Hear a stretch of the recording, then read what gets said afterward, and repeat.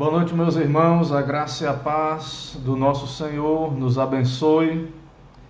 Começando a nossa transmissão desta quinta-feira, dia de reunião de doutrina, né? Nós estamos aí impossibilitados de estar presencialmente, então nós teremos nossa classe aqui pelo Facebook transmitida, né? Vamos dar início aí a uma nova série de estudos sobre a lei de Deus e vamos começando então aqui nossa transmissão. Um pouco de atraso aí, eu peço desculpa aí a aqueles que nos acompanham, né? Já sabem que o nosso horário é 18h30 e acabou que eu atrasei um pouco hoje. Irmãos, vamos usar esses momentos como sempre fazemos, né, para compartilhar o nosso link aí nas redes sociais. Peço um pouquinho de paciência aí. Em instantes aí vamos começar, peço um tempo aí enquanto a gente envia o link aí para os nossos irmãos. Os irmãos também encontram aí a nossa transmissão.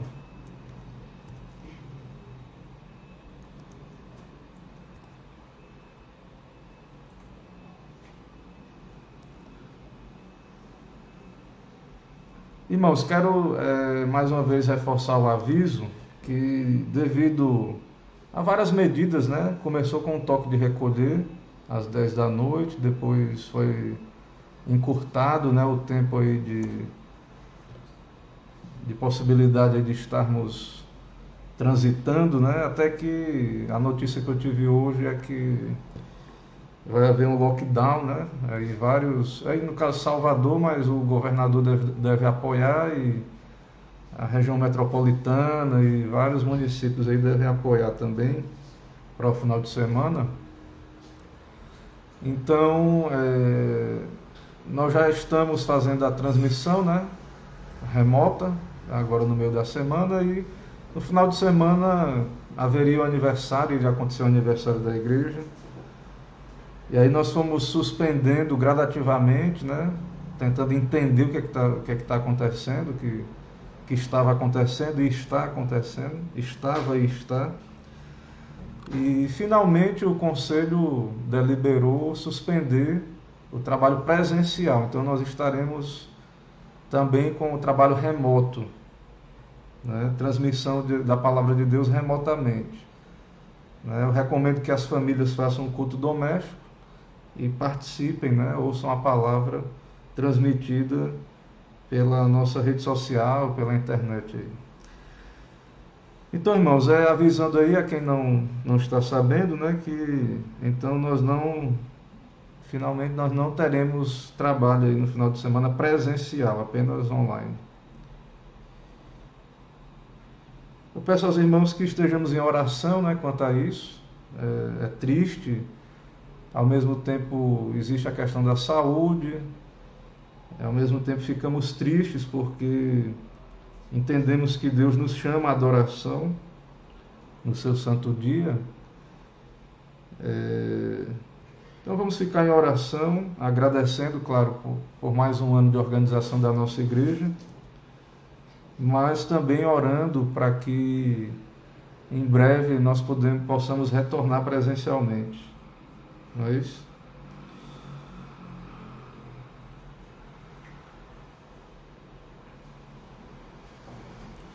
Estou compartilhando o link aqui da nossa transmissão em alguns grupos aqui. Peço um pouco de tempo aí, mais paciência aí para todos, né? Vamos ver aí quem é que já chegou na nossa live. Será que tem alguém aí? Gabriel, irmão Diácono Gabriel, graça e paz, boa noite. Irmã Soraya, irmã Luciana, irmã Zuleide. Ok, meus irmãos. Sejam bem-vindos aí à nossa transmissão. Cada irmão aí que está chegando aí. Irmã Magnólia. Convidar aqui em alguns grupos aqui do nosso WhatsApp, do presbitério.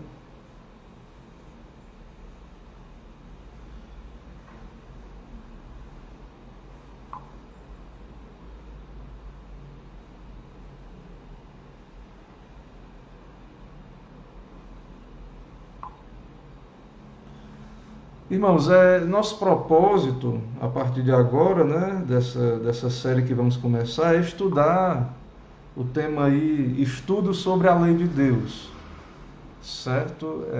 Nós vamos com bem paciência, como é o nosso hábito, né? Vamos analisar o valor da lei de Deus na vida cristã e depois vamos fazer uma exposição dos 10 mandamentos. Então, não vamos começar com os 10 mandamentos já direto, não. Nós vamos fazer considerações, uma introdução, fazer análise, porque senão o estudo da lei ele pode se desvirtuar no legalismo, né? E não é o nosso propósito, certo? Mas a lei de Deus, vamos ver, ela tem valor sim para a vida do cristão. É importante a gente pensar nesse valor.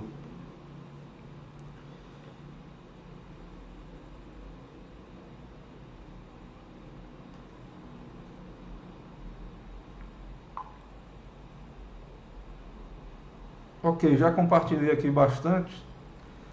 Os irmãos já chegaram aí também. Ok, irmãos, vamos orar. Vamos orar ao nosso Deus, pedir a sua graça. Oremos então ao Senhor. Santo Deus, Pai bendito, Deus Todo-Poderoso, Criador do céu e da terra, Deus Trino, Deus Pai, Deus Filho, Deus Espírito Santo, Deus que nos criou à Tua imagem, nos colocou a lei em nosso coração. Ó Deus, Deus que estabeleceu no Éden, ó Deus, com nossos primeiros pais, com Adão, especialmente um pacto de obras, deu Tua lei ali no seu coração, a ordenança de não comer da árvore, do conhecimento do bem e do mal. Ó Pai, nós te adoramos, ó Pai, porque o Senhor tem se revelado desde o princípio, desde antes da queda, mas também, ó Deus, depois da queda, o Senhor tem dado o Teu Evangelho desde o princípio, mas também a Tua lei. A lei que ficou nos corações até a vinda de Moisés. E finalmente, ó Deus, lá no Êxodo, o Senhor revelou os Teus mandamentos com clareza, os 10 mandamentos e também as aplicações, a lei cerimonial, a lei civil. Ó Deus, nos dá a entender o Teu propósito, ó Pai, com a Tua revelação, com a Tua lei, com a Tua palavra. Nos dá a entender a aplicação, ó Deus, de cada tema, cada seção das Escrituras. E nos dá a entender esse assunto, esse tema bíblico da lei. Nos ilumina, ó Pai, nos dá graça, abençoa a Tua igreja que usa esse meio para se instruir, em meio a esse distanciamento, essa crise sanitária.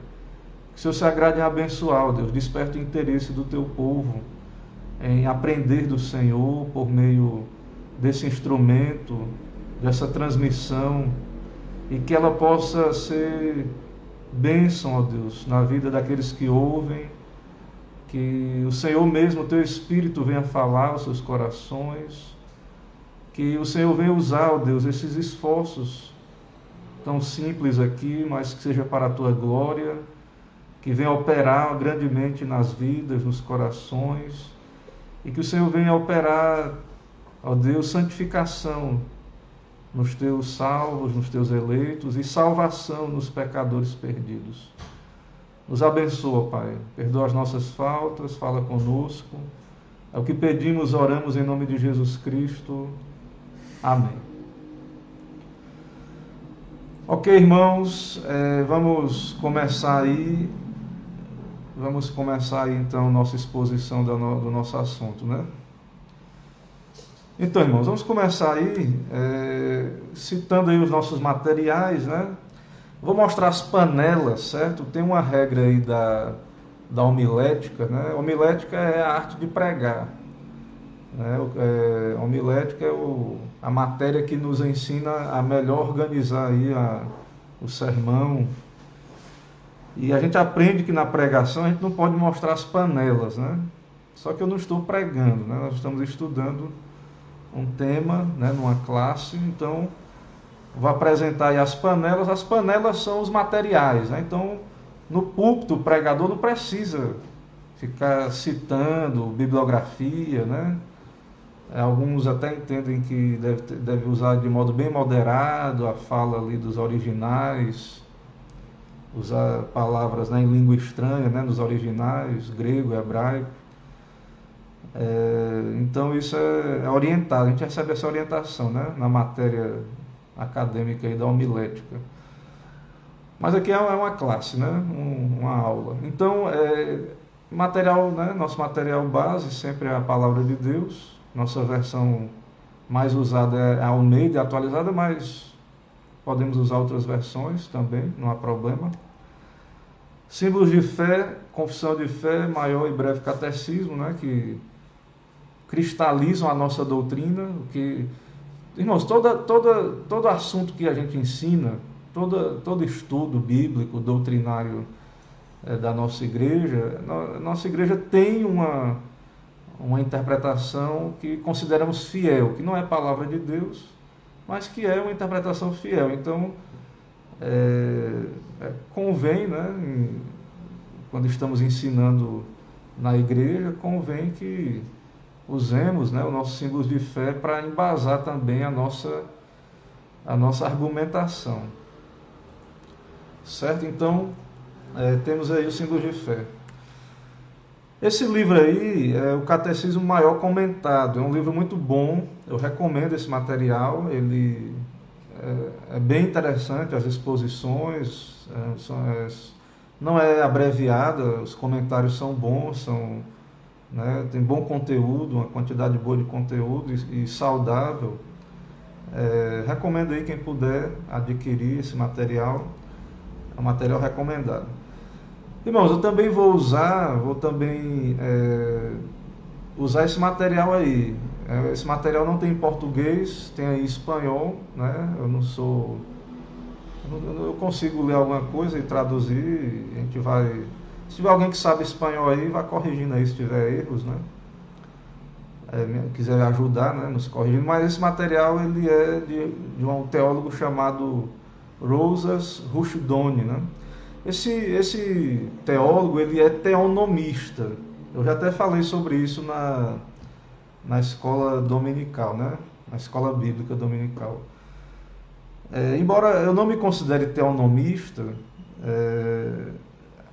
é um material que acrescenta muito nas aplicações da lei. Eles são, geralmente, teonomista, ele é pré-milenista. O que eu tenho detectado no teonomismo é que eles são pré-milenistas, que também não vou ter tempo para explicar aqui detalhadamente, mas é uma visão sobre a escatologia, as últimas coisas. E também o que eu percebo na leitura de Rushdoni, né, é que ele tem uma visão de que a lei deveria ser considerada pelas nações no estabelecimento de suas leis civis. E também ele entende que a lei civil de Israel e lei cerimonial, embora de fato essas leis, né, elas tinham um propósito ali na teocracia e foram cumpridas, mas elas são aplicações da lei de Deus, dos 10 mandamentos. Mas enfim, se tiver tempo depois eu volto a isso, mas não se prenda muito a isso não. Eu estou citando porque eu vou usar esse material e esse material tem essa questão aí, né, que ele é teonomista. Esse livro aí, A Lei Moral, Ernest Kevan, né, é um livro da editora Os Puritanos. Eu estava dando uma olhadinha. Eu acho que esse Ernest Kevan, pelo que eu vi aqui, ele é o tradutor desse livro, porque aqui no índice ele cita aqui o seguinte, sobre Anthony Burgess. Então esse Anthony Burgess parece ser quem é o autor do livro mesmo, quem foi que escreveu esse livro. Ele era um puritano que estava lá na Assembleia de Westminster. Então, aqui é um resumo, ele tem um tratado vasto sobre a lei de Deus. Então aqui é um resumo e, pelo que eu entendi, é isso, certo? Então, é um material de um puritano aí. Irmãos, esse material aí, compêndio de teologia apologética, né, de Turrentini, François Turrentini. Ele também fala sobre a lei, nós vamos citar ele e pesquisar também. Vamos considerar também esse material. Ok, então, pode ser que eu veja outros materiais, pode ser que numa aula ou outra eu não cite um desses materiais, mas é para os irmãos saberem mais ou menos por onde é que nós vamos caminhar, certo? Então é mais ou menos por aí que nós vamos caminhar, ok. Então, vamos seguindo aí nossa aula. Um versículo base aí para a nossa meditação, Salmo 119, verso 54.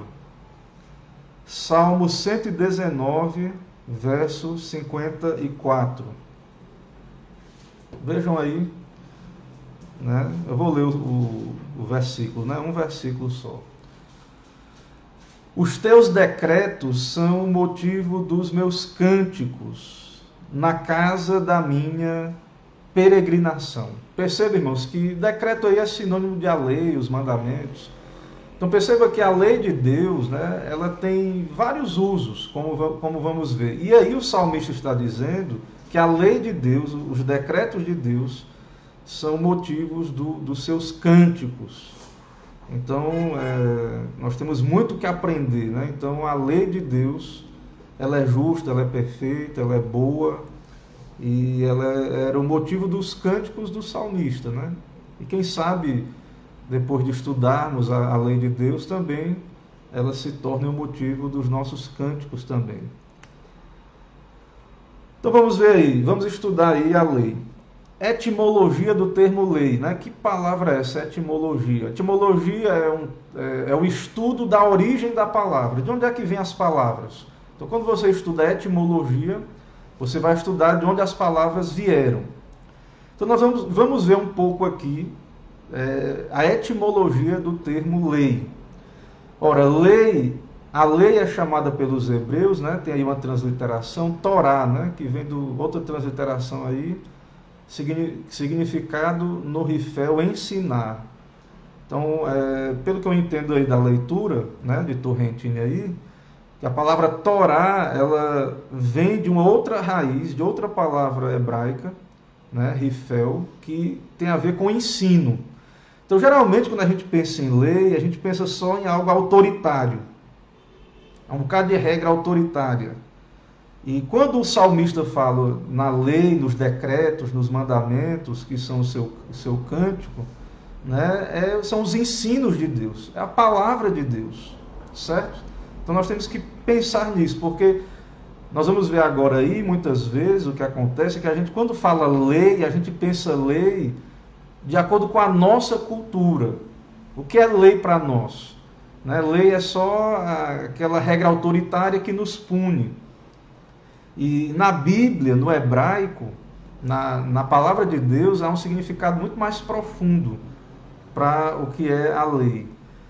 Os gregos, por exemplo, a chamam nomos, que denota respectivamente governar e distribuir, porque segundo a sua prescrição, os homens devem ser governados e o que é próprio de cada um lhe é dado. Então, veja que o significado da palavra, no hebraico é um, no grego é outro, no latim tem outro significado, talvez no inglês outro significado, no português. Então, é por isso que é importante o estudo da etimologia, do significado, da origem das palavras e do seu significado.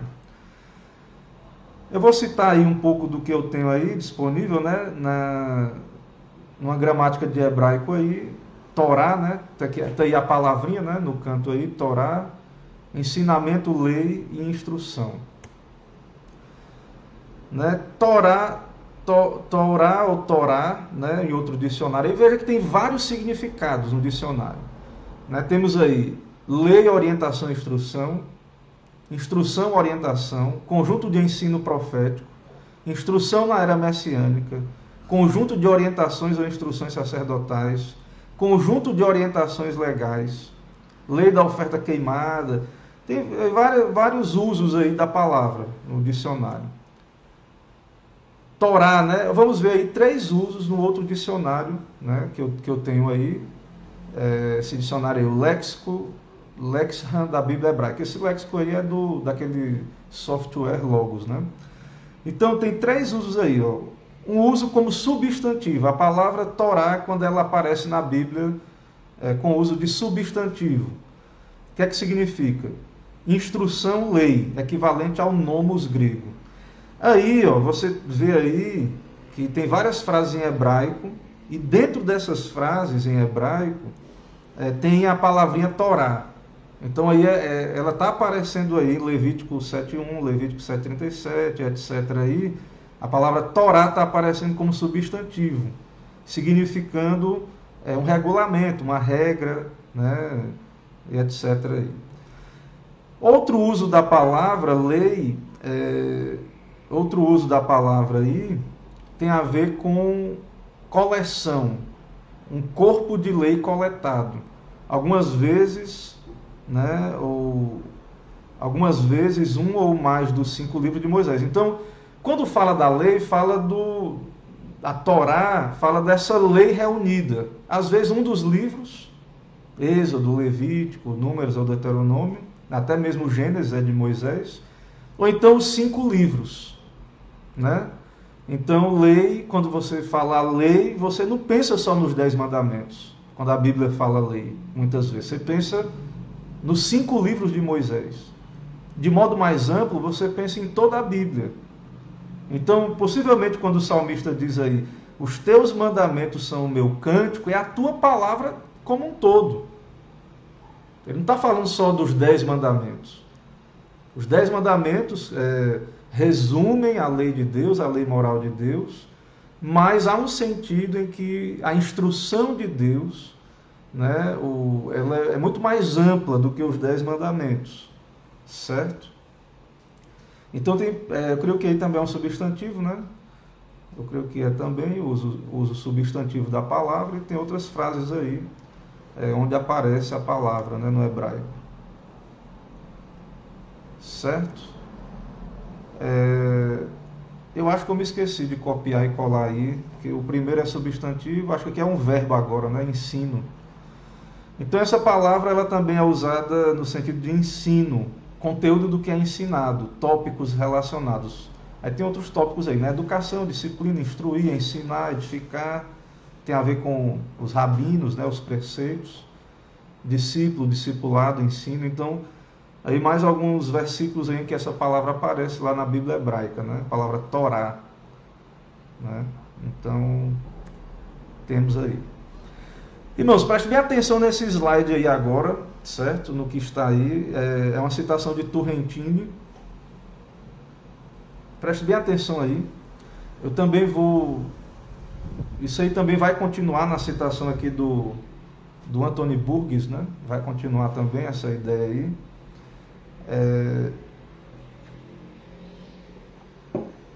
Irmãos, Turrentini, ele vai dizer o seguinte, ó, o que é a palavra lei, o que significa? E aí ele vai dizer qual é o sentido equivocado, sentido errado. A palavra lei é usada de diferentes formas na Bíblia, certo? Então em Salmo 1:2, né, bem-aventurado o homem que não anda no conselho dos ímpios, etc. Antes o seu prazer está na lei do Senhor. Não é só nos 10 mandamentos, não. É na Bíblia como um todo. Certo? Ali o justo, que é bem-aventurado, o seu prazer está na lei de Deus como um todo. Também no Salmo 19, 7 e 8. A mesma ideia ali. Certo? Também a palavra lei também é usada no sentido de todos os livros do Antigo Testamento. João 10, 34, 1 Coríntios 14, 21. Em alguns momentos é usada só significando os livros de Moisés ou Pentateuco, separando Moisés dos Salmos e dos Profetas, a lei, os Salmos e os Profetas. Lucas 24, 44 e Romanos 3, 21. Ou estritamente pela dispensação mosaica em oposição à dispensação neotestamentária. Então, em alguns momentos, lei, a palavra lei é usada para dividir o Antigo Testamento do Novo Testamento. O Antigo Testamento era a dispensação da lei, né? E o Novo Testamento é a nova aliança, né? A dispensação da graça, digamos assim. O Novo Testamento. Então, há esse uso na Bíblia, certo? A gente não pode ignorar isso. Ele diz aí, né? Então, às vezes, essa distinção ela é usada para a palavra lei para significar dispensação mosaica em oposição à dispensação neotestamentária. Hebreus 7,12 e João 17. Ou pelo pacto das obras exclusivamente. Então, às vezes, quando Paulo fala lei, ele está falando do pacto das obras. Ou pela norma das coisas a serem feitas e evitadas, as quais Deus prescreveu para criaturas racionais, sob sanção de recompensas e punições. Então, às vezes a lei é o que Deus disse mesmo, faça isso e viverás. Ou se quebrar o que eu estou dizendo, vai morrer. Vai ter prêmio ou punição. Então, diante disso aí, nós vemos que há vários significados na Bíblia para a palavra lei. Então você não pode ler a palavra lei na Bíblia como um todo sem observar o contexto.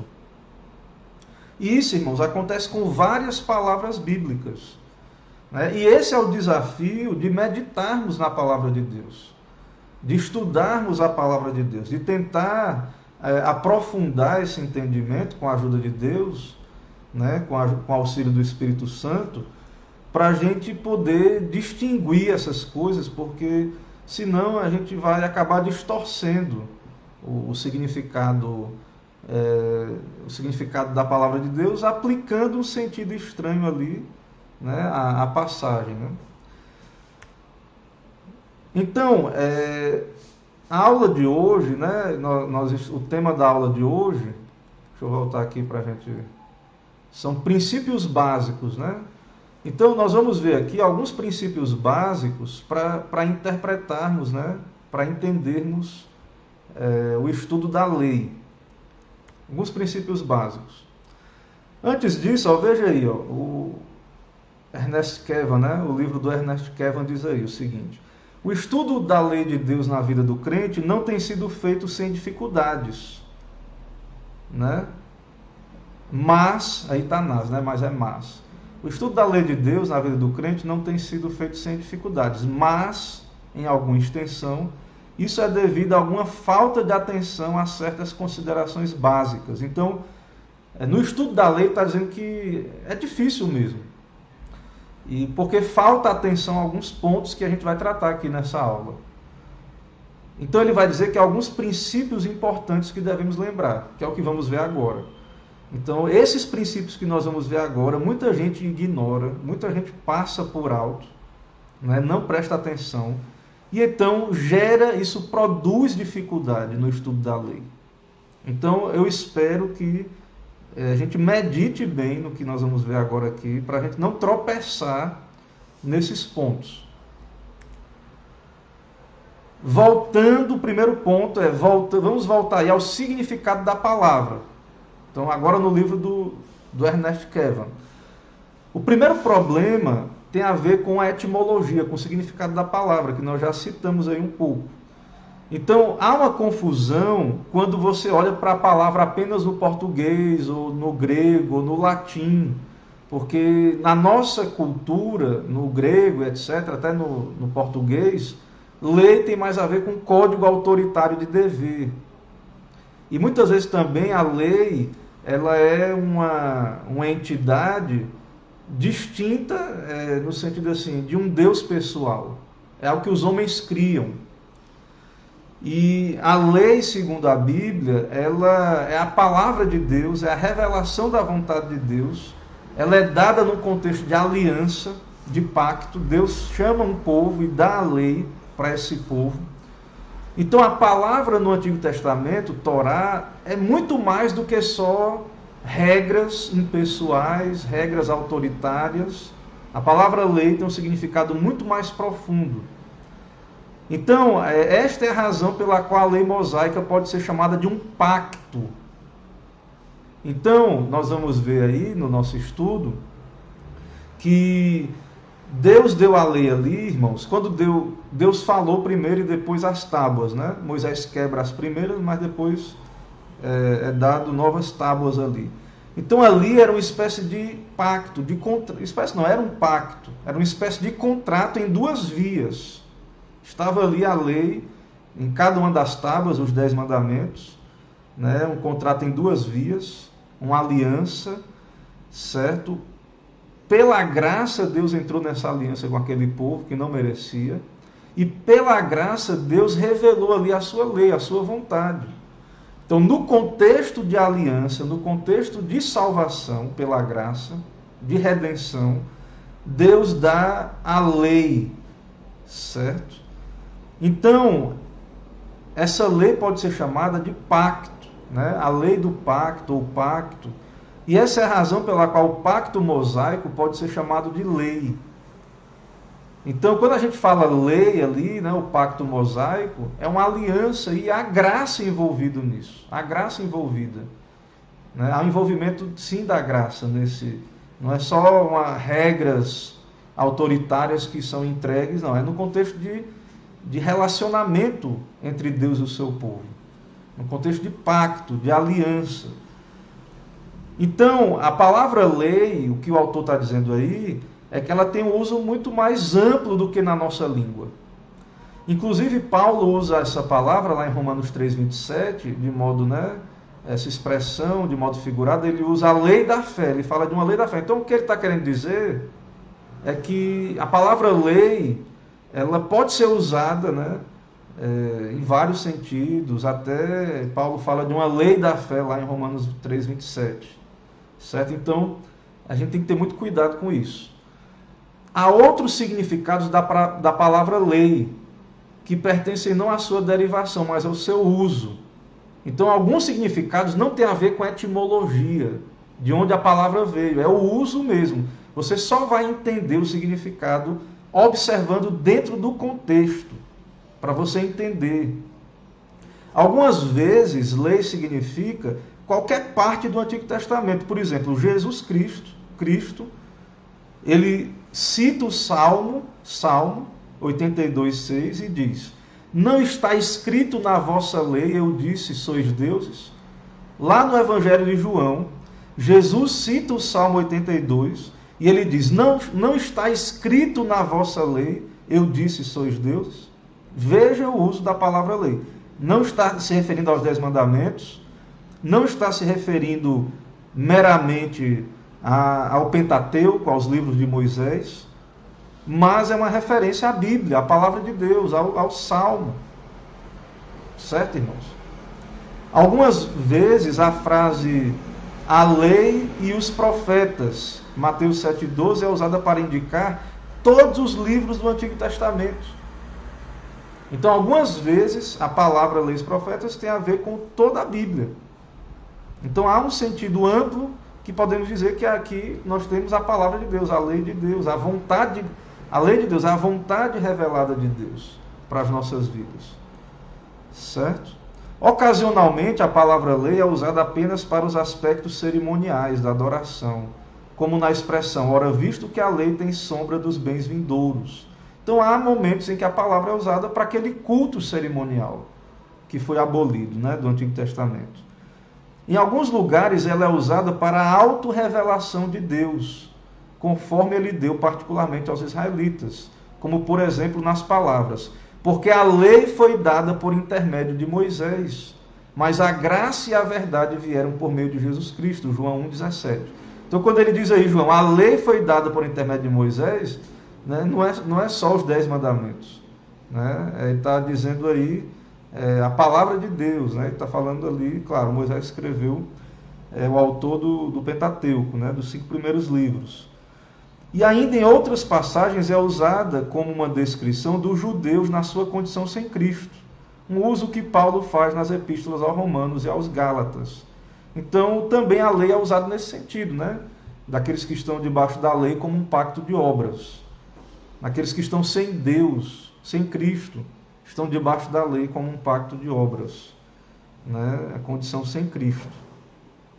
Estão entendendo aí que não é fácil só querer generalizar o uso da palavra lei, você tem que observar o contexto em que a palavra está sendo usada. Então veja que a interpretação ela vai demandar isso de nós. Então esse é um problema, é por isso que muita gente tropeça no entendimento. Ou seja, resumindo aí a conclusão, antes de qualquer discussão válida sobre a doutrina, antes de que qualquer discussão válida sobre a doutrina possa acontecer, e certamente antes que qualquer argumentos possam ser levantados contra a lei, deve ser mostrado em que sentido a palavra está sendo usada, uma vez que Paulo questiona a lei em um sentido e defende em outro. Então muita gente ataca a lei de Deus. Muita gente divide, não, lei era o Antigo Testamento, e não é mais para o cristão a lei. O Novo Testamento é graça, como se no Antigo Testamento não tivesse graça, só lei, uma visão dispensacionalista. Então, antes de alguém atacar a lei de Deus, como algo que tem valor para nós hoje, para a igreja hoje, para o crente hoje, antes de que alguém possa atacar a lei, ele tem que explicar, ele tem que mostrar, demonstrar em que sentido, qual dos sentidos bíblicos, a lei, ela de fato não é mais para nós hoje, não tem mais valor para nós nos dias de hoje. Veja então o que tem que ser feito, e não apenas negar a lei, dizer não, o crente não está mais de modo algum debaixo da lei em nenhum sentido. Nós vamos ver mais na frente que não estamos debaixo da lei como um caminho de salvação, mas como uma regra de santificação. O segundo princípio básico aí, orientador, veja, isso é muito interessante, viu? Pensar nisso aqui. O segundo princípio básico é a necessidade de se reconhecer que não há contradição em se fazer algo por amor e também por obediência à lei. Então muita gente vai dizer, não, no Antigo Testamento era a lei, legalismo, tinha que fazer porque era a lei, senão morria. No Novo Testamento, o crente não tem mais nada a ver com a lei, agora é o amor. O crente ele vai obedecer não é porque tem lei, ele vai ser dominado pelo amor. Ocasionalmente é dito que a obediência à lei é subserviência, ao passo que o crente é movido por amor e não necessita de lei. Será, irmãos? Será que é assim? Adão, antes da queda, obedecia por amor e porque tinha a lei estava no seu coração. Até o dia que ele transgrediu comendo do fruto, ele obedeceu. E Deus disse a ele o que ele tinha que fazer. Por exemplo, os anjos, alguns pecaram e caíram. O que é pecado? Eles quebraram a lei de Deus. Nós não sabemos exatamente como foi isso, porque não tem revelação para nós sobre isso. Mas os anjos que não caíram, eles obedecem à lei de Deus. E eles fazem isso por amor, certo? Eles fazem isso por amor. Jesus Cristo, e aí o maior argumento a favor de que não há contradição entre obedecer a Deus, e amar, você ser obediente e também ao mesmo tempo obedecer por amor, não há contradição. E o maior argumento é Cristo. Jesus foi colocado debaixo de um mandamento, porém ele o cumpriu por amor. Deus o enviou, ele veio fazer a vontade do Pai. E ele obedeceu essa vontade por amor. Certo? Então, Jesus é um modelo aí também para nós que obediência e amor não se contradizem. Certo? Então, por essa razão, a conclusão a ser tirada é que fazer algo por obediência a uma ordem, simplesmente porque é uma ordem, não implica necessariamente a ausência de amor. Um exemplo aí que é muito usado hoje, O pessoal diz, não, o dízimo é da lei. O pessoal vai dizer, não, o dízimo é da lei. Então, você dizer para o crente hoje que essa lei continua é legalismo. E esse pessoal ignora, que antes de Moisés, Abraão deu dízimo, Jacó e companhia, deram dízimo. E não tinha a lei de Moisés ainda. E aí veio a lei, né? E aí isso foi declarado, esse princípio, né? Da 10ª parte lá. Isso não há nada que demonstre que isso foi abolido no Novo Testamento, mas pelo contrário, dá a entender que esse princípio continua na manutenção da igreja. Mas independente do debate, né, daqueles que são contra o princípio do dízimo, né, desse mandamento, geralmente é argumentado assim: não, porque no Novo Testamento é oferta voluntária. E aí o crente ele vai voluntariamente, e a ideia assim, é que seria algo movido do coração, por amor, enquanto se você, o pastor, quando ele cita a Bíblia, ou quando ele vai orientar esse princípio, né, como um mandamento de servir a Deus com 10%, então vai produzir um legalismo. E é verdade que alguém pode dar o dízimo de modo legalista, como alguém pode ir para o culto de modo legalista, como alguém pode ler a Bíblia de modo legalista, como alguém pode ajudar o próximo para ser visto, como os fariseus faziam, jejuar para ser visto de modo legalista. Todo tipo de obediência pode ser feita forçada, mecanicamente, de modo legalista. Então não quer dizer que aqueles que creem que... Um exemplo, né? Citando o exemplo aí do dízimo. Aqueles que creem que o dízimo é mandamento, não quer dizer que estão fazendo isso por legalismo. Pode estar fazendo por amor. Né? Eu cito Paulo: quem és tu para julgar o servo alheio? Como é que você sabe que é legalismo? Né? Como é que você sabe que é legalismo? Ah, mas eu vejo que a maneira que é ensinado produz uma obediência legalista, na maioria das vezes. Sim, mas você pode generalizar isso? Como é que você sabe que todos que são a favor do dízimo estão pregando legalismo? Como é que você pode dizer que não é, o que está sendo dito não é o seguinte, que devemos obedecer, lei de Deus, é a palavra de Deus, lei de Deus no sentido de ser a palavra de Deus e mandamento de Deus, e nós obedecemos por amor, certo? Sem legalismo. Passou um momento difícil, não está por dentro, Deus não tem nada a ver com teologia da prosperidade, ou tomar lá da cá, ou punição, ou perder salvação, que ninguém perde salvação, nem aquele que é salvo realmente está justificado. Nós vamos ver um pouco isso mais na frente.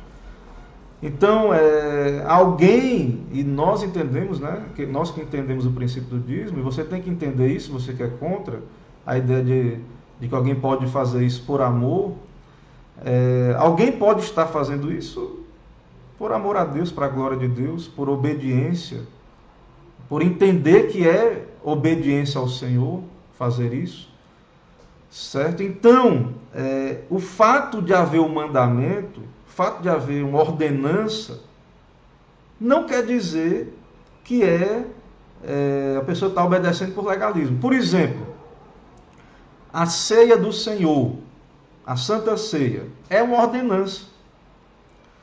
Ninguém está perguntando, Jesus não está perguntando se você gosta de participar da ceia do Senhor, não.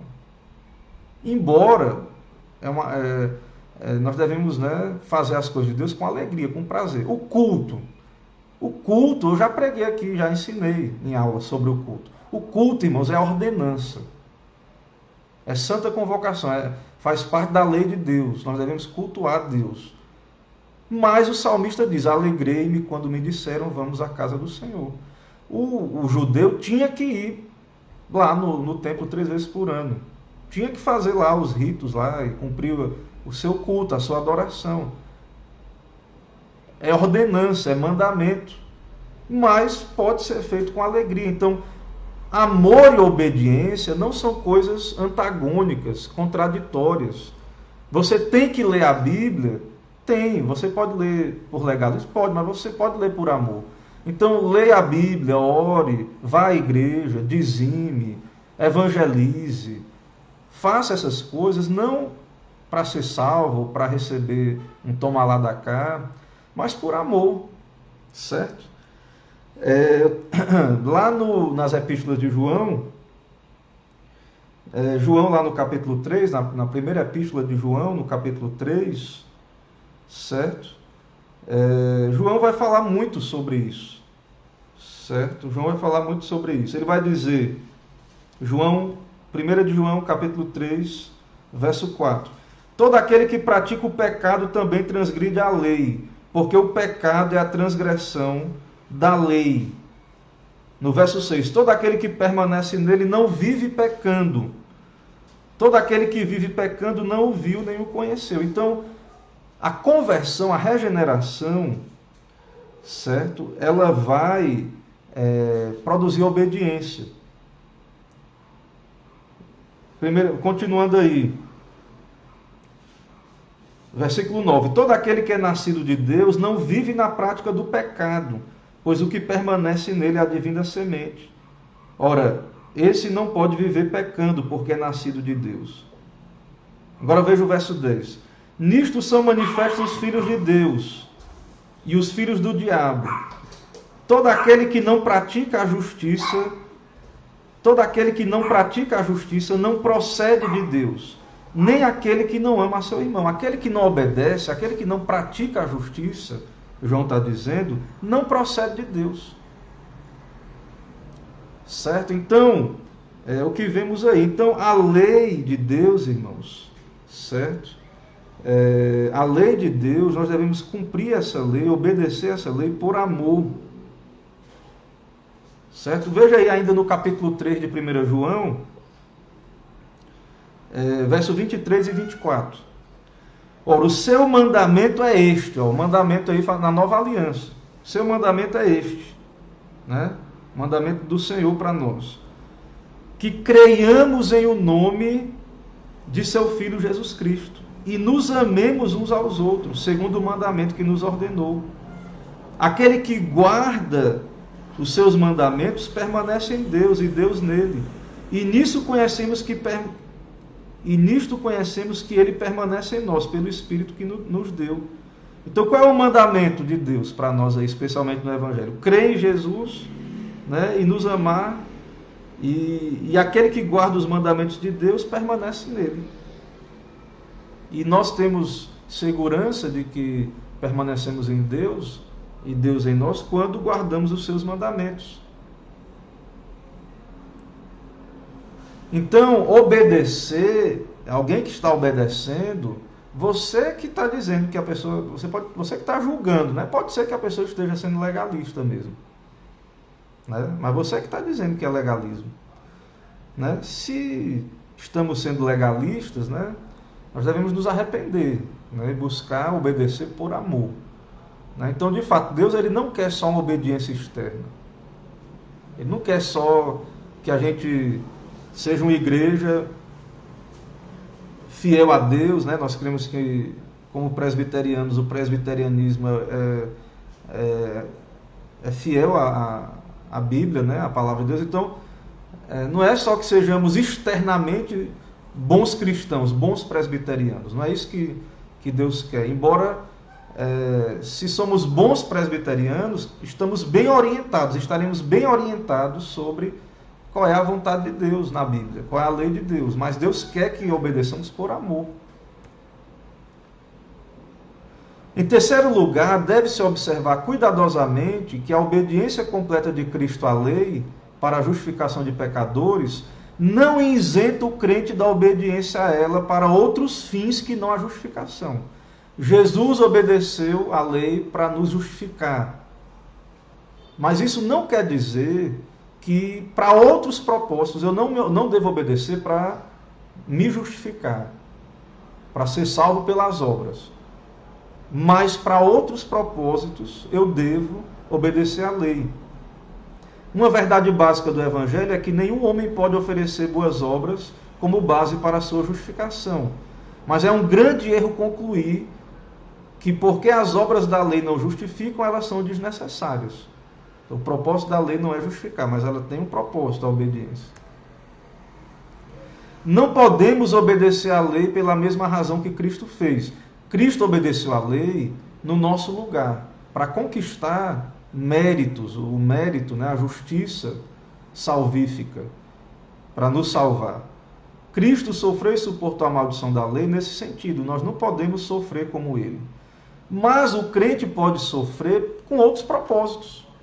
Eu não posso sofrer para comprar minha salvação. Mas eu posso sofrer com outros propósitos, para ser aperfeiçoado, para a glória de Deus. Deus me santifica, né? Em meio a esse processo. Nossa obediência à lei tem propósitos distintos dos de Cristo e não interpretamos obediência como apoio a uma doutrina de justificação pelas obras. Então, o fato de pregarmos a obediência à lei, que a lei ela é uma regra de santificação, que ela é útil, tem utilidade para o crente hoje, nós não estamos pregando justificação pelas obras, certo? Tem um outro propósito, essa obediência a Deus. Um quarto princípio orientador é a necessidade de se fazer uma distinção entre o crente e os seus atos pessoais. Veja como é interessante isso aí, meus irmãos. Embora seja verdade que a lei não condena o crente, em vista de seu ser estar em estado de graça, o crente está em estado de graça, certo? Ele está salvo, ele está justificado. Então não há mais condenação. O crente está em estado de graça, não há mais condenação para o crente. Mas embora isso seja verdade, os pecados que ele comete são condenados e merecedores da ira de Deus. Deus puniu esse pecado em Cristo na cruz. Deus não passou a mão na cabeça desse pecado, ele puniu. Consequentemente, é uma comparação tola dizer, como um dos escritores antinomianos antigos, que um homem debaixo da graça tem tanto a ver com a lei quanto o inglês com as leis da Espanha. Então, o cara disse aí, né, que um crente não tem nada a ver com a lei mais. Não tem mais nada a ver com a lei. Não, a lei para a salvação, não. Ele está no estado de graça. Mas, veja aí o que ele vai dizer agora. Embora cada crente esteja no estado de graça, sendo a sua pessoa justificada, enquanto o crente comete pecados, esses são tão condenados nele como são em outros. Pode haver aceitação da pessoa pela graça de Deus, embora ao mesmo tempo há a reprimenda das coisas que ele pratica. Então Deus nos aceita pela graça, estamos salvos, não há mais condenação, estamos em estado de graça. Mas Deus repreende a quem ama. Deus manifesta o seu desagrado. Então, se nós estamos certos que é o nosso dever servir o reino de Deus, né, num princípio de 10%, no princípio do dízimo, não é que estamos dizendo que a pessoa que não dizima perde a salvação. Mas se ela está desobedecendo, né? Vamos dizer que nós cremos que é uma obediência, então ela está se colocando numa posição onde ela é digna não de perder a salvação, mas da reprimendas, né, do Senhor. Então pode ser que a pessoa esteja sendo mesquinha, pode ser que ela esteja administrando mal os seus recursos. E isso, mas eu estou falando do dízimo porque é uma coisa que o pessoal fala muito com relação a quando a gente fala da lei. Por isso que eu estou citando o caso do dízimo. Mas você pode aplicar isso a qualquer outro exemplo, né, de outro tipo de obediência. Então, por exemplo, um eleito, se ele é um salvo, regenerado, certo? Se ele quebrar os 10 mandamentos, matar, roubar, pode fazer isso, não vai acontecer nada com ele.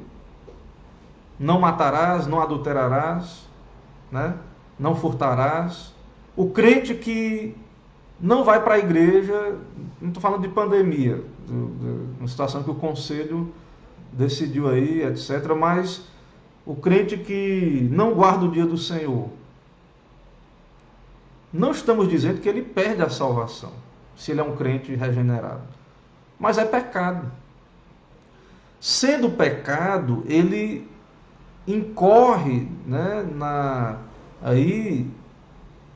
numa condenação, não no sentido de perder a salvação, mas numa reprimenda, né? Ele é passível de repreensão. Davi era regenerado, crente, matou, adulterou, não perdeu a salvação, foi perdoado, mas Deus o repreendeu.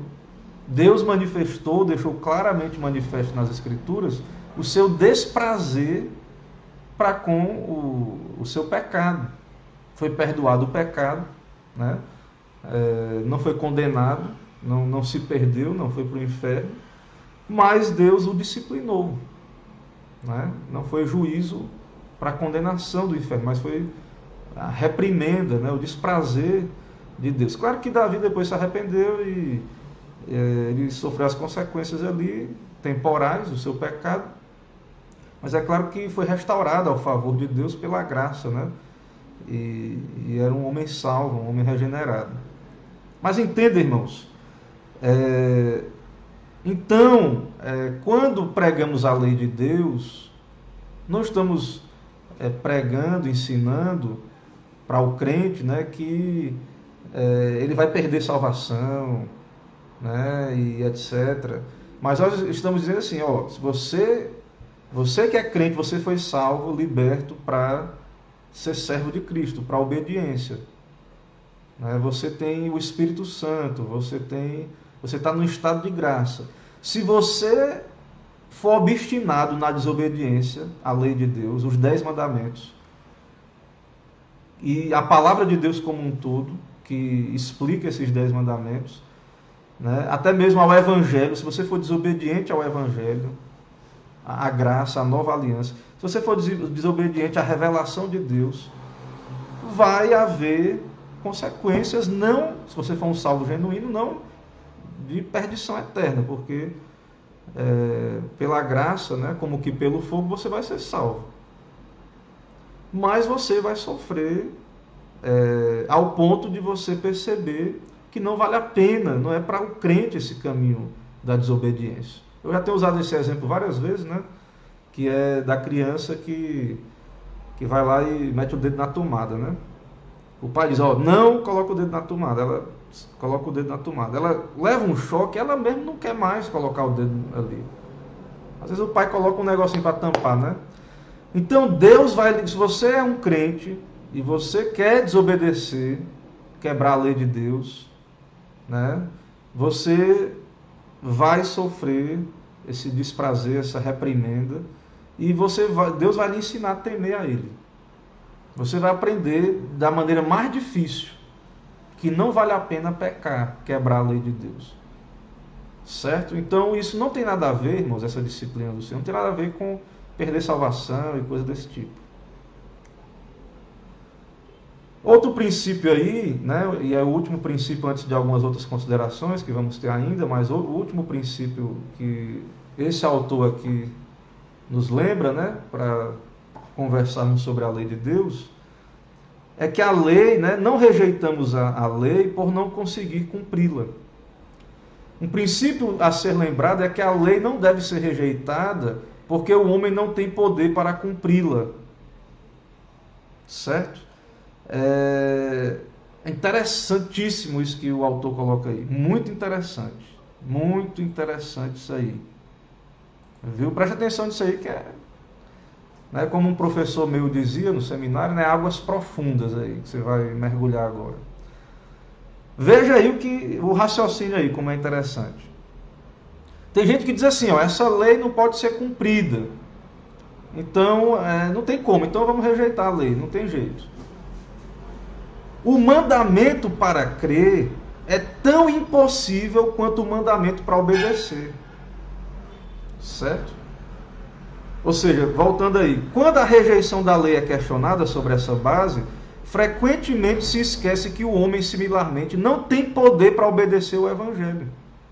O homem, irmãos, não tem poder para se arrepender, para crer. Não tem poder. Está morto nos seus delitos e pecados. Ele não pode crer em Deus. Ele não pode obedecer o Evangelho, ir a Cristo, fazer o que o Evangelho exige dele, né? Nesse pacto, a nova aliança, onde Deus diz, ó, eu ofereço salvação, se arrependa e creia, e venha a mim, ao meu filho, vá a Cristo. O homem não pode fazer isso por ele mesmo. Certo? Então, o mandamento para crer é tão impossível quanto para obedecer. Assim, o Evangelho parece falar coisas tão impossíveis quanto a lei. Jesus diz, ninguém virá a mim se isso não for dado pelo Pai. A ausência de capacidade não implica a ausência de obrigação. O homem é obrigado a obedecer. Ah, mas ele não consegue. Deus criou ele capaz de obedecer lá no Éden. Ele não consegue porque ele caiu em Adão. Porque ele é culpado. Porque o representante pactual ali, Adão, comeu do fruto e o pecado foi imputado a toda a humanidade. O pecado original, a doutrina do pecado original. Então, a incapacidade de obedecer não é desculpa. Porque Deus criou o homem capaz. O homem é que se tornou... o homem é que trouxe sobre si essa condição de incapacidade. Então a lei continua sendo obrigação. A mesma coisa o Evangelho. Ah, mas o homem é depravado. Vocês pregam, calvinistas, reformados, vocês pregam a depravação total. O homem não pode por ele mesmo, mas ele está debaixo da obrigação. Então nem a lei é rejeitada, nem o Evangelho com base nessa desculpa de que o homem não pode cumprir. Um princípio final a ser lembrado é que a lei não deve ser rejeitada porque o homem não tem poder para cumpri-la. Quando a rejeição da lei é questionada sobre essa base, frequentemente se esquece que o homem similarmente não tem poder para obedecer ao Evangelho. O mandamento para crer é tão impossível quanto o mandamento para obedecer. E assim o Evangelho parece falar coisas tão impossíveis quanto a lei. A ausência de capacidade não implica a ausência de obrigação. Repetiu, foi? Desculpa aí, irmãos, repeti. Li o mesmo slide 2 vezes. Talvez era outro slide, acabou que eu perdi. Mas enfim. Ok até aqui? Vamos ver aí como é que está a nossa transmissão. Já está mais de 1 hora aí. Mas vamos seguir aí até a gente concluir nossa classe, ok? Irmãos, vão perguntando aí qualquer dúvida, vão trazendo aí suas dúvidas, certo? Não está tão longe de concluir não, mas preparem aí que no final eu tento responder. Irmãos, vamos ver aí a validade da lei bíblica. Isso aí é uma citação lá de Rushduni. Rushduni vai dizer aí que uma das características da pregação e ensino bíblico moderno é o antinomianismo. O que é o antinomianismo? Essa negação da lei. Não, a lei era do Antigo Testamento, a lei não é para o crente. Né? O crente não precisa mais da lei, a lei não tem nenhum uso para o crente. É uma posição contrária à lei. O antinomiano pensa que a fé liberta o crente da lei. E ele não está fora do alcance da lei apenas, né? Mas não apenas, ele não está fora do alcance da lei, mas também morto para a lei. Não há nada na Bíblia, irmãos, que dê base para o antinomianismo, que o garanta. A expressão morto para a lei, quando Paulo diz, né, lá em Gálatas 2,9, Romanos 7,4, se refere ao crente em relação à obra expiatória de Cristo, como representante substituto do crente. Então o crente está morto para a lei como um caminho de salvação, como um meio de se justificar. Nesse sentido, o crente morreu com Cristo, ele foi unido a Cristo, e ele já morreu para a lei. A lei foi cumprida ali na morte de Cristo. Cristo consumou a obra ali na cruz. Né? Então está pago o escrito de dívida. O crente está morto para a lei como uma acusação, como uma sentença de morte. Pois Cristo morreu por ele. Mas o crente está vivo para a lei como para a justiça de Deus. Então o crente está morto para a lei como caminho de salvação, mas ele está vivo em outro sentido. O propósito da obra de Cristo era restaurar o homem a uma posição de manter a aliança, ao invés de quebrá-la. Então Deus nos salve, irmãos, para que nós consigamos agora viver na aliança, com a sua ajuda, com a sua graça, né, obedecendo. Não vamos obedecer perfeitamente, mas com a sua ajuda vamos obedecer. Permitindo ao homem guardar a lei, libertando da lei do pecado e da morte. Romanos 8,2. Para que a justiça da lei se cumpra em nós, Romanos 8,4. Então agora o homem é restaurado a uma posição de obediência à lei. Certo? Ele diz aí, a lei tem uma posição central, né? Nos condenando, nos acusando, a princípio. Mas Cristo guardou a lei em nosso lugar. E agora a lei tem uma função na nossa santificação. A lei tem uma função não para nos salvar, que Cristo é que cumpriu essa função da lei. Mas agora a lei, ela nos ensina, à medida que nós crescemos na graça, guardando a lei, ela é um caminho de santificação. Um cristianismo sem lei é uma contradição em termos, é anticristão.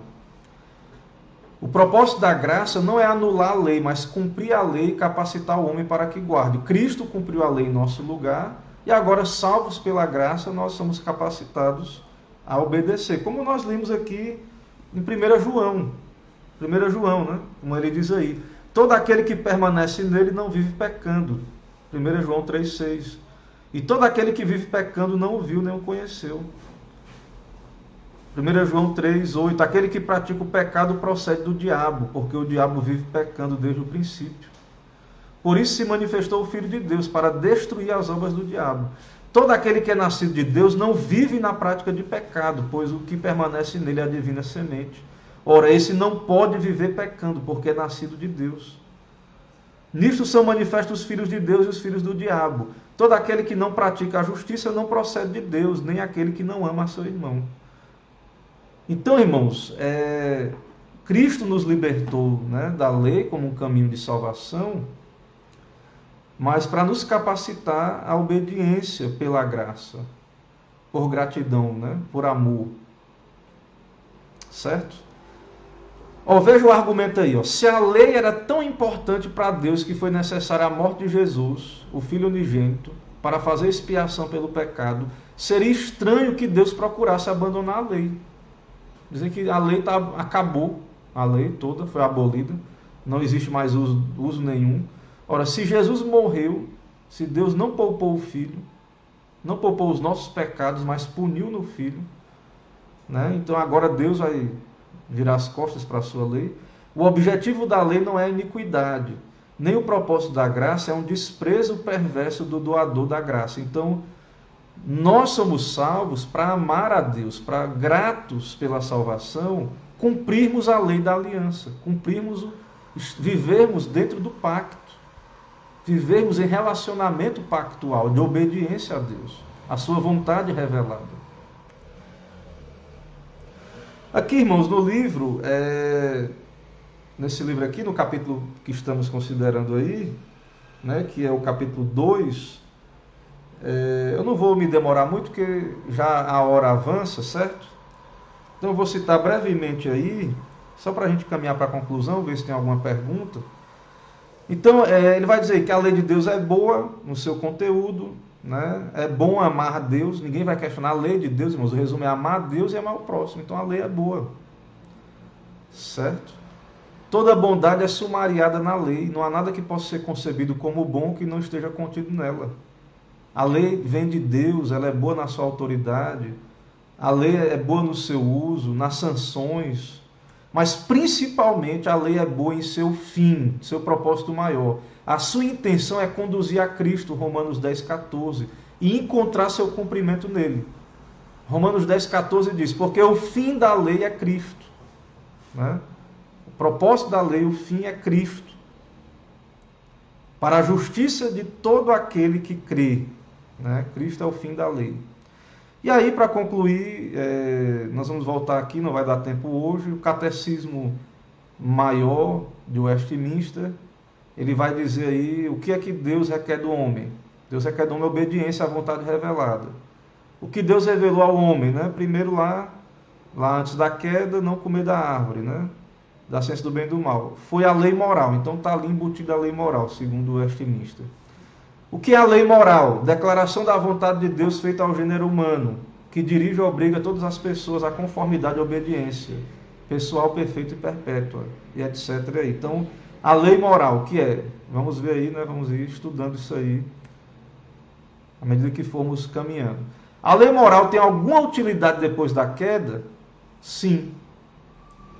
Nossa teologia, né, presbiteriana, que é baseada nas Escrituras, diz que sim. Embora nenhum homem depois da queda possa alcançar retidão e vida pela lei, todavia ela é de grande utilidade a todos os homens, tendo uma utilidade aos não regenerados e outra aos regenerados. Então tem utilidade, tem valor. A lei moral de alguma utilidade para o homem depois da queda? Repetiu? Foi? Repetiu. De que utilidade a lei moral é para todos os homens? De que utilidade a lei moral a todos os homens?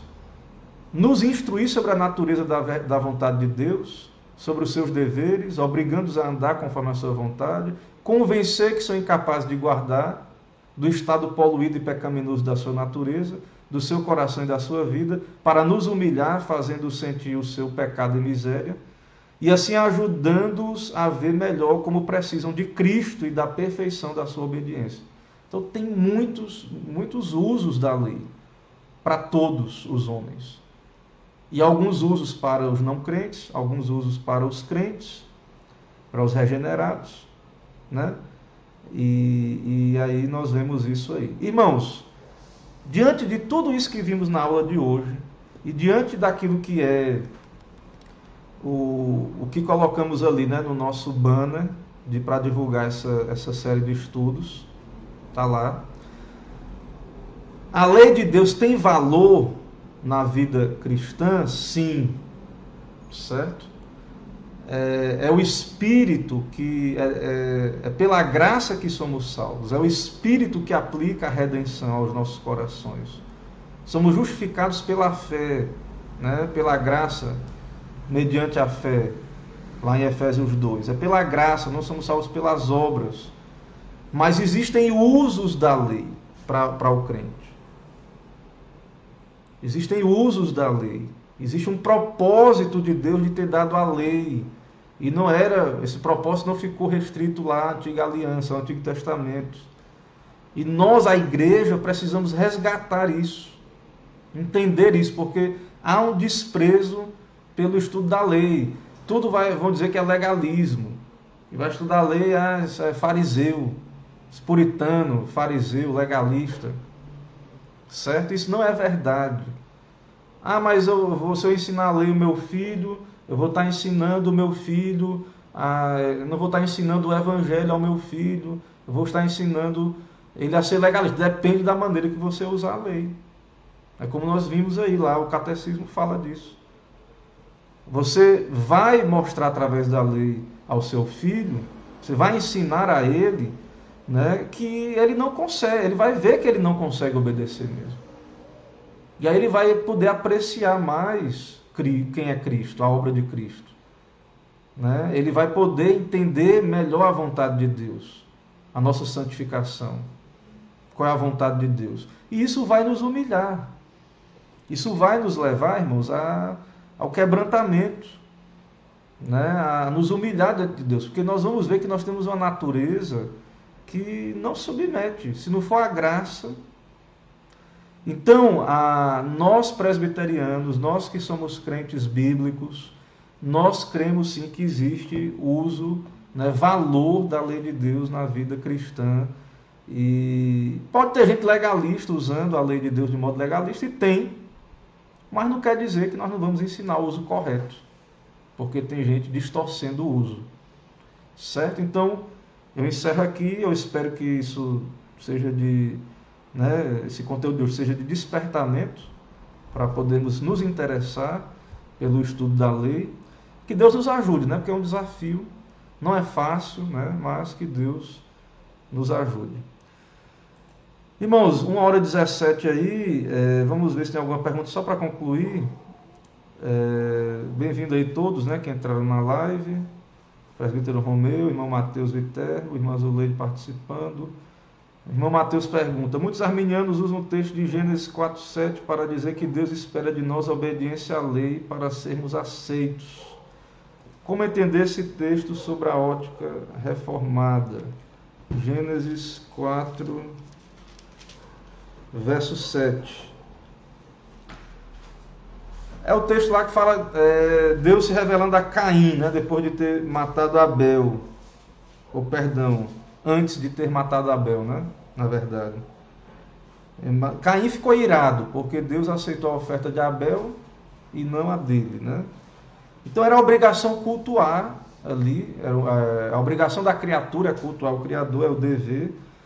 E Abel prestou o culto com sangue, né? O culto correto externamente, e também era crente regenerado.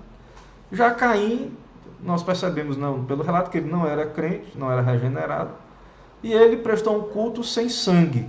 Mateus e demais irmãos que estão ouvindo aí, lá na lei, se você estudar os sacrifícios, mesmo as ofertas pacíficas que não tinham, acho que eram ofertas pacíficas, não, ofertas de manjares, mesmo as ofertas de manjares que eram de alimentos, não eram de animais, sempre eram feitas com o sacrifício de animais, tinha que ter sangue no culto. Havia holocaustos, havia outras ofertas ali junto com as ofertas. Então, assim, na lei havia algumas ofertas de fruto da terra, mas sempre tinha que ter o sangue junto. Então, o culto de Caim era um culto de alguém não regenerado, alguém que não tinha fé genuína, e alguém que prestou um culto do jeito que quis.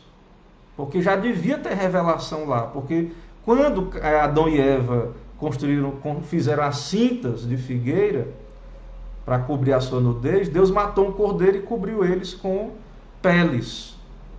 Matou o animal. Houve derramamento de sangue. Então, devia haver alguma revelação, algo ali. Não havia Bíblia ainda, mas que deixasse claro, né? Porque Deus falava ali com eles, né? Revelação direta. Então Deus falou aqui com Caim. É a prova que Deus falava ali com os pais, com Adão e Eva. Então Deus falou com Caim. Se procederes bem, não é certo que será aceito.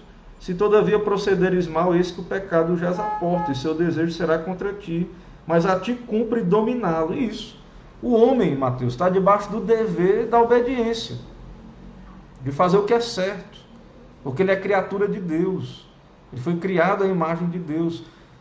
Mas o texto está dizendo que Caim iria conseguir obedecer, que ele tinha graça para obedecer? Não. Está dizendo que é o dever dele. Se ele obedecer, vai ser aceito. Só que a obediência, ela inclui questões do coração regenerado. Então Caim não tinha condições de obedecer. É tanto que depois ele mata Abel. Deus se revela a ele. Deus exorta ele pessoalmente. Porque andas irado? O próprio Deus vem a ele. Porque descaiu-lhe o semblante. Né? E aí Deus exorta e ele vai lá e chama o irmão, leva para o campo e mata o irmão. De qualquer maneira.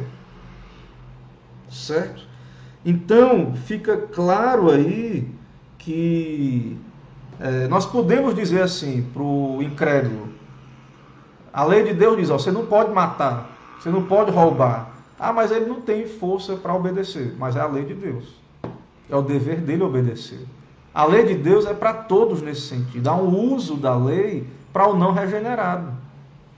Se o não regenerado e as nações, né, que não são cristãs e os não regenerados, quando eles não matam, não roubam, né, e etc., de fato, mesmo que seja externamente, né, isso é algo bom, mas só vai agradar a Deus se for feito de coração, né, claro. Não sei se respondeu, né, o tempo avançou muito aí, né, não sei se tem mais nenhuma pergunta, acho que não. Irmãos, vamos orar e aí nós vamos continuando aí na próxima oportunidade, ok? Deus abençoe cada irmão, certo? Que acompanhou, vamos orar. Senhor, louvado e exaltado seja o Teu nome por esse momento de aprendizado, por essa classe, por esse estudo. Nos desperta, ó Deus, para esse conteúdo e que Teu Espírito esteja nos incomodando, ó Pai, a entender o Teu propósito, ó Pai, na lei e que possamos buscar graça, ó Deus, para não sermos nem antinomistas, nem legalistas, mas que possamos amar o Senhor e entender que o amor leva à obediência. Para isso, ó Pai, santifica o nosso coração. Aqueles que ainda não creram, ó Pai, sendo teus eleitos, regenera, converte, salva. E aqueles que não são ainda salvos, ó Deus, usa a lei para quebrantá-los, humilhá-los e que eles venham olhar para Cristo, ó Deus. Entender que sem Jesus estão perdidos. Nos abençoa, nos dá uma noite de paz. É o que pedimos, oramos em nome de Jesus Cristo. Amém. Irmãos, Deus abençoe cada irmão. Uma boa noite a todos. A graça e a paz do nosso Senhor. Sábado, às 4 da tarde, teremos nossa live com o pastor Carlos, né? Trará a palavra, celebrando aí 21 anos de organização eclesiástica.